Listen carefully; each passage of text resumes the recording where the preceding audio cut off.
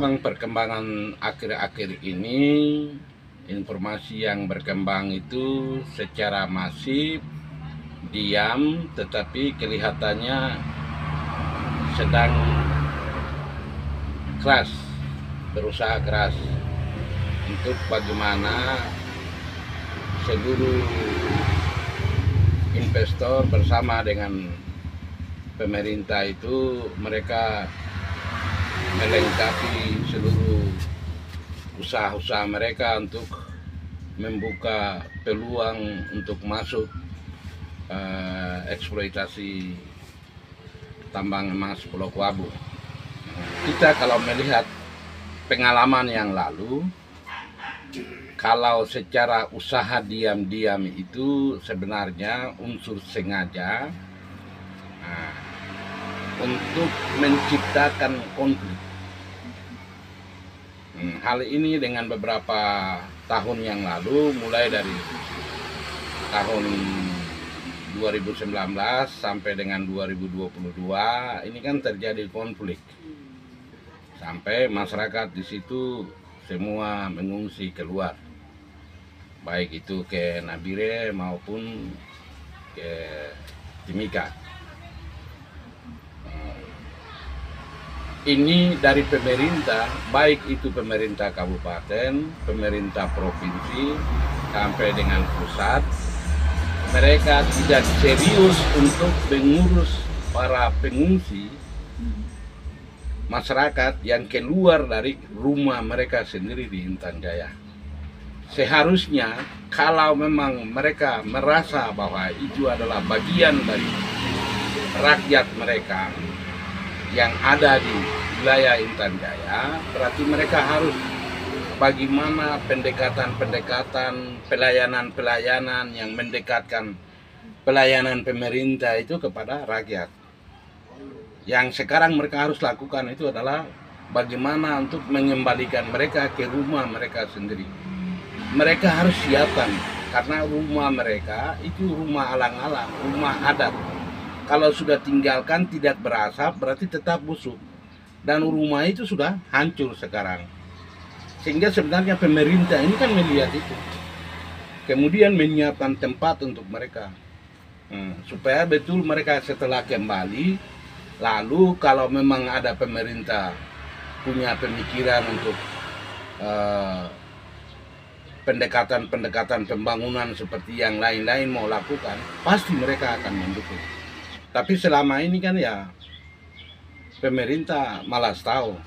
Sementara isu diam-diam itu, baik itu pihak investor maupun pemerintah, ini mereka berusaha keras untuk bagaimana mereka bisa hadir di wilayah Intan Jaya untuk eksploitasi tambang Pulau Kuabu itu. Ya contoh kecil saja, pada hari ulang tahun lingkungan hidup dunia itu Presiden Freeport itu turun ke Nabire. Pada saat itu ada wartawan yang tanya, ada hubungan dengan kehadiran Presiden Freeport Indonesia ke Papua Tengah itu ada hubungan dengan Pulau Kuabu atau tidak? Dia mengatakan, itu kami tidak ada hubungan. Itu urusannya pemerintah, kami hanya murni. Itu cara-cara, strategi-strategi yang selalu dilakukan oleh para investor itu. Padahal secara tidak langsung dia menyatakan bahwa ini adalah salah satu langkah yang mereka tempuh untuk bagaimana mereka hadir di pemerintah, kemudian itu seakan-akan kolaborasikan dengan pelayanan dan pembangunan dari pemerintah itu, kemudian itu kepentingan investor itu masuk di dalam itu. Sehingga langkah-langkah yang lakukan ini itu sebenarnya dari investor maupun pemerintah itu sengaja menciptakan kejengkelan, jenuh, kebosanan dalam hati setiap rakyat kecil di wilayah Intan Jaya dan juga di wilayah Provinsi Papua Tengah. Pahit dengan kehadiran Freeport Indonesia di Tembagapura.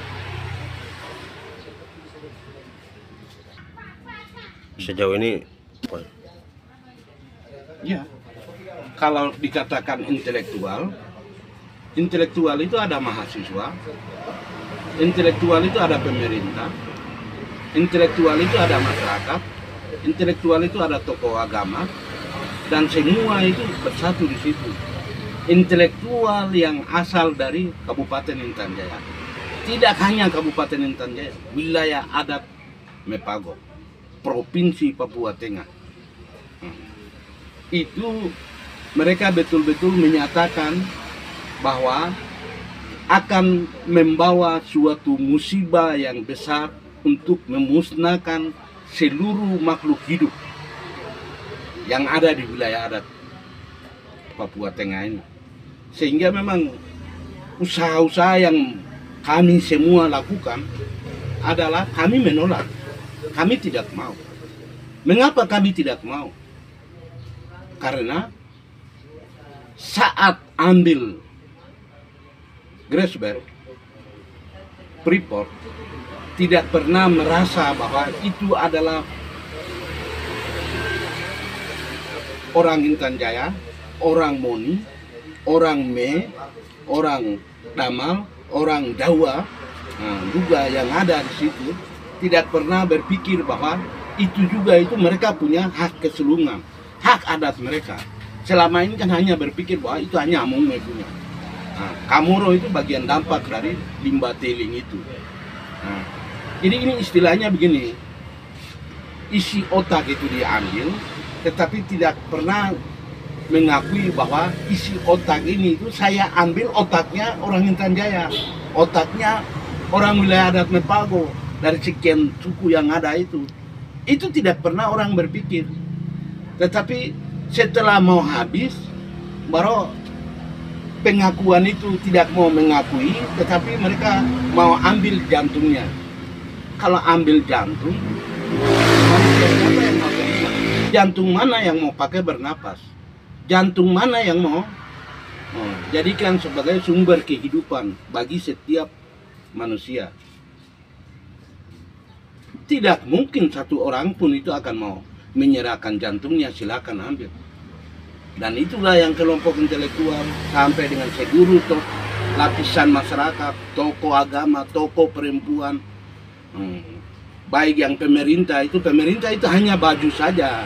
Diri mereka, darah yang ada mengalir di dalam diri mereka itu adalah darah anak adat. Yang mereka semua itu mereka menolak itu. Tidak terima sama sekali. Karena itu sama dengan mematikan limit jantungnya orang Papua. Bukan orang Intan Jaya saja. Bukan orang Mepago saja. Bukan orang Papua Tengah saja. Mematikan limit jantung orang Papua. Dan seluruh kelompok intelektual Papua, dari Sorong sampai Merauke, harus sadar itu. Satu kebutuhan, satu keluarga, satu ras. Karena itu dia akan mematikan limit jantungnya Papua. Sebelah selatan sudah terkotori, tercemar dengan tailing yang buang lewat Sungai Wanogon itu kita sendiri bisa lihat dengan jelas. Apalagi kalau ambil Pulau Wabu, maka mata air Tariku, Taritatu, Kemabu, kemudian beberapa anak sungai yang menjadi Danau Paniai, ini semua tercemar dengan tailing itu. Berarti kan sebelah selatan sudah lumpuhkan, sebelah utara lumpuhkan. Seluruh ekosistem pasti akan nasib sama dengan di Timika itu. Jadi tidak ada satu orang pun yang orang mengatakan bahwa tidak, ada sebagian saja yang tolak, mahasiswa saja yang tolak. Itu omong kosong. Seluruh kelompok intelektual, seluruh tokoh masyarakat, tokoh perempuan, tokoh agama, mahasiswa seluruhnya, itu kami menolak itu. Kami ingin mau hidup 1000 tahun lagi seperti yang sesama kami, saudara-saudara kami dari wilayah lain yang mereka hidup.